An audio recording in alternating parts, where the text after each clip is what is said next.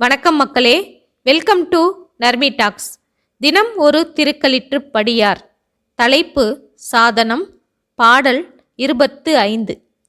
அஞ்செழுத்துமே அம்மையப்பர்தமை காட்டுதலால் அஞ்செழுத்தை ஆறாகப் பெற்று அறிந்தே அஞ்செழுத்தை ஓதப்புக்கு உள்ள மதியும் கெடில் உமைக்கோன் கேதமர வந்தளிக்கும் கேள்.